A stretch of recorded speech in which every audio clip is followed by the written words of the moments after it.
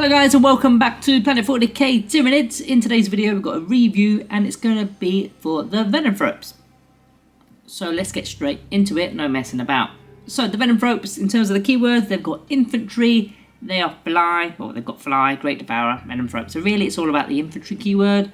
That will relate to terrain features potentially if you're going to breach through them, but realistically they're not breaching, are they? They're not exactly Jinx Stealers or Von Ryan's Leapers, are they? But we'll get into that in a moment.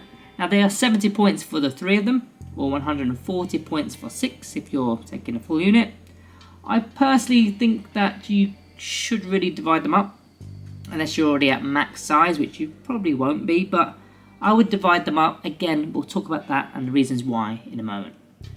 So let's go to the stats to begin, before we get into all the good stuff. So the movement of 6 inches, not the quickest really. Toughness 5, not bad. 4+ armor save, 3 wounds apiece, leadership 8+, and OC is only 1. Pretty bad on that part. But I do like the toughness 5 and the 3 wounds, of course. They're just very slow. Very slow. Ability wise, they've got the core ability of stealth, so it's a -1 to hit them, which it kind of would be anyway because of their ability. Again, we'll go over that in a moment. I keep getting ahead of myself. Synapse, which if they're within Synapse, they'll gain Synapse. And their unique ability is Foul Spores, which is an aura for all friendly units, well, all friendly Tyranid units within 6 inches. And any range attacks made against our units that are within 6 inches get the benefits of cover. And in addition, non-monster Tyranid units will gain Stealth. So they're going to be within their own aura, so they've kind of got Stealth from that, but they've given us the core ability of Stealth anyway. Don't know why. But this is why I would divide them up into 2 units of 3 rather than have a larger 6 unit. Yes, the larger unit will have a larger bubble or a larger footprint, but having 2 completely separate units with 2 completely separate auras for the benefits of cover and stealth, I think is much preferred over having a single one. So yeah, they're going to relate mainly to infantry, monsters too, but monsters of course don't get stealth, it's just the benefits of cover. And to be honest with you, monsters, it's not that difficult to get cover at the moment. Cover is so easy to get. Larger models can literally poke their head out and they can still shoot, they can still fire, but they are not fully visible, so therefore they're gaining cover. So I don't think it relates to monsters as effectively as it could do, but it's all about infantry realistically. The melee side of the data card, well, we've got the Toxic Lashes, which are anti-infantry 2+. So if you wound on a 2+, it's automatically a critical wound. Effectively like rolling a 6 to wound, if you want to look at it that way. 5 attacks per base. 3+ is the weapon skill, and strength 3, no AP, 1 damage. Now the strength looks low, but we're really only going against infantry, which is a 2+ anyway. So even if that infantry is toughness 8, like our Tyrant Guard for example, we've effectively got like strength 16 at that point, which is kind of bizarre. But it's no AP, 1 damage, so don't go too far ahead of yourselves. It's not that good. They're not doing much in melee. In fact, let's have a little breakdown. 15 attacks with a min unit of 3. And if you're not fighting infantry, yeah, they're not doing much. But if you are, 10 hits on average, and that's with the 3. So 10 hits on average from your 15 because you're hitting on 3s. Versus any infantry, that's about 8 wounds because you've got a 2+ to wound. No AP, 1 damage, yeah. Once they've done their armor saves or in-run saves or feel no pain saves, it's not doing a lot. It's doing approximately 5 to 6 guardsmen if you can get hold of guardsmen. 1, maybe 2 space marines if you're lucky, more likely 1. And that's kind of as far as it goes. When you're talking about Terminators, it doesn't even kill 1 on average. So light infantry, yeah, cool. You know, 1 wound models if you like, with no, with a low armor save. Yeah, it's doing a tiny bit of work, but anything else, it's just not. It's not really it. It's not really it.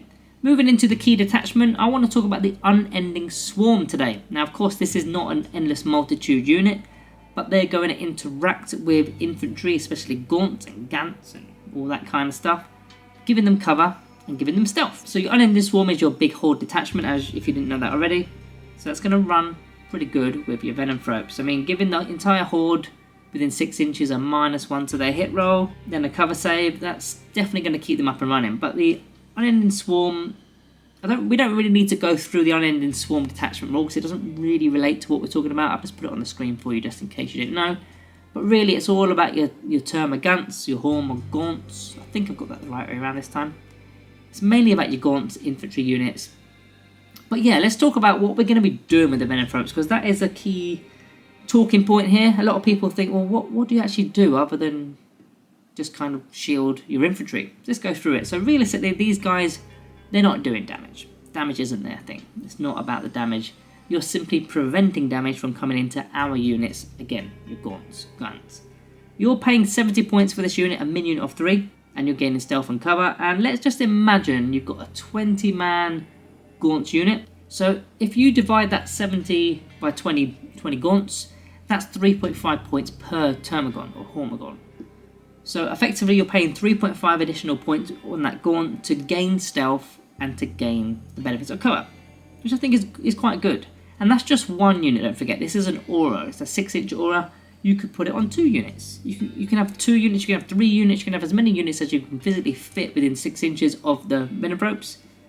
So once you start dividing all the points up per head, it's not too bad. I mean, it's slightly different on the more elite units, such as your warriors. If you've got a 6-man warrior unit with the ranged weapons, you're looking at almost 12 points a head just to gain stealth and the benefits of cover. I mean, for 70 points, you can in fact just buy 3 of the warriors itself. You may as well just buy 3 warriors in, isn't it? So that being said, something else to think about is not only are you getting the Venomthropes to do this aura ability, but you're getting the Venomthropes themselves. They can at least do some minor damage, but more importantly, they can be an action monkey unit.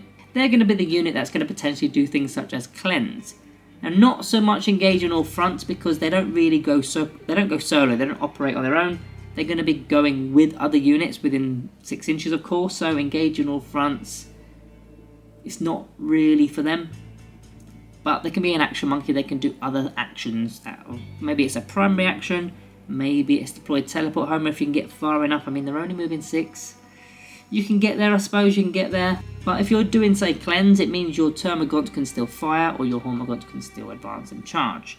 So it kind of frees up those gaunt units to do their thing. Now bear in mind, monsters can benefit, but realistically, you're not going to. Cover is too easy to get, so I'm going to sort of not put that as a pro here. It's more just a talking point. Yeah, maybe if there's a monster out in the complete open, then yeah, of course, benefits of cover will be nice. But at this moment, the battlefield terrain is quite... what's the word I'm looking for? There's a lot of terrain, isn't there? It's quite dense, and it's just too easy to get cover for your monsters.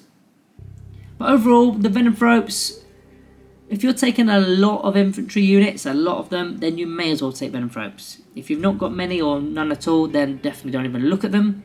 If you've got some, then it's worth considering what the unit is actually doing, the infantry unit. What are they actually doing? Are they very important to your list? Are they just sitting around? Or are they actually going to be a key element of your list? If so, you need to keep them up and running.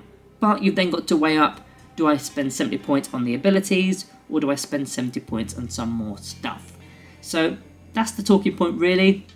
But getting on to the Planet 40k rating today, I found this one quite tricky, to be honest with you, because I started off very high, and throughout the video I've kind of got lower and lower because of the damage output, and they're kind of, yes, they work well with certain detachments such as the Unending Swarm, but in another detachment they're completely useless. So you kind of got to look at it as a whole, as a codex, rather than just looking at the launch index, if you like. But for today I'm going to go down the middle, and it's a Planet 40k rating of 3 star.